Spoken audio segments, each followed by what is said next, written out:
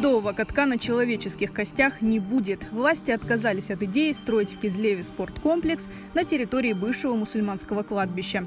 Этого добились стараниями местных активистов и обращениями в прокуратуру. На территории кладбища намерены разбить сквер. Совместно с активистами, общественностью разрабатывается проект, идут обсуждения по формированию мемориала на основной территории.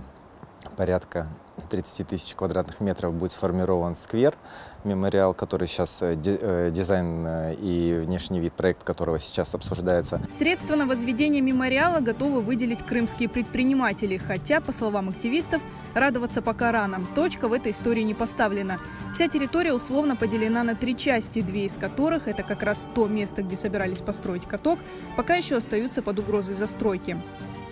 2 спорных участка, целевое назначение которых дает возможность в дальнейшем использовать эти земли для застройки капитальными объектами, что крайне негативно воспринимается общиной крымских татар и всех мусульман Крыма. Сейчас основная задача – изменить вид разрешенного использования этих 2 участков. С нашей стороны подготовлены документы. В ближайшее время мы их подадим в администрацию города с целью дальнейшего внесения изменений в генеральный план города.